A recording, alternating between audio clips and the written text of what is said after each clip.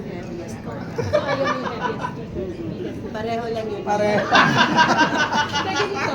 Okay, ano? Since na-mention mo na si Daniel yung naging katuwang mo sa Pag-cargo, responsibilidad mo sa buong pamilya, hindi ba dumating yung time na napagod si Daniel dun sa responsibility na na-share mo sa kanya? Hindi naman, kasi ako inabot ko na mag-50, di pa ako pagod Alam niyo ang pagsisilbi kasi pagtulong sa pamilya, di naman nakakapagod Basta galing yan sa of course, kumbaga kalooban mo.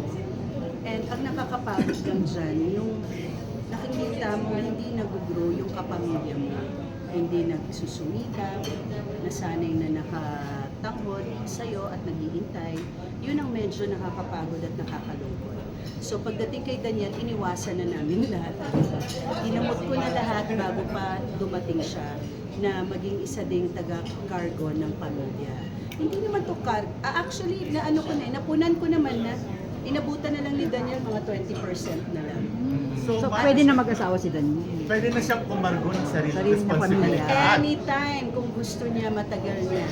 Paano nag-start yung sabi mo na pinalaya mo na siya, hinayaan mo na siya, paano dumating sa ganun point at kailan? I don't remember kung kailan pero this is before pandemic.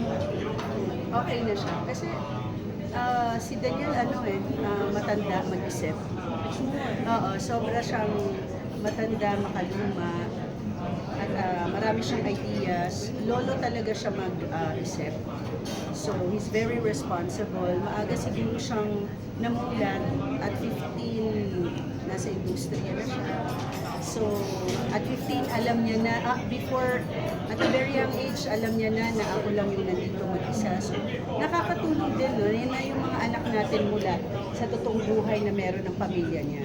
Oo. Hindi ko binuhay yung mga anak ko sa pagkukunwari. So far ba mula nung hinayaan mo siya, decide mo, wala pa siyang mga nagawang mistakes or decisions na sa tingin mo ba? Hindi ako makakapagsabi nun. Carla, Siya pa lang nag-decide. nakakaalam ng mga mistakes niya. Magulang lang tayo, hindi tayo pwedeng humusga kung mali ka o hindi. I'm just here to remind him at i-guide lang yung mga anak. So sino muna naman? Yan naman sa Barbie. Pabili ka ng pina yan Ang ganda ng pagpalaki mo sa kanila kay Daniel, kay Carmela. Oh, okay. Alam mo, lagi ko naririnig yan na napakaganda ng pagpapalaki. Diba? Ganun. Sorry, hindi yan perfecto. Pero sinikap ko talaga.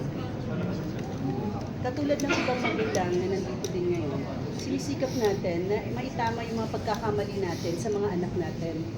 Diba? Itama natin sa kanila. Huwag na natin paulit-ulit pa. Kasi magkakaroon din sila ng sariling pagkakamali. So, yung pagkakamali mo, sabihin mo na para baka doon may matutunan sila. Nakabanding mo na ba sa trabaho man o sa kung ano man si Janice Orsicha? Yes. Carla, nasa Wala na right tayo age. sa W Express. Carla, Hindi ko alam may connect. Carla, ba tayo wala sa WX? di ba? Tama na. Nandiyan pa yung may-ari. Magtatanong sana ako kay Daniel, sabi mo tama na. Hindi ko decide pa si Daniel magkakasal at this point. Oo, sige na. W Express.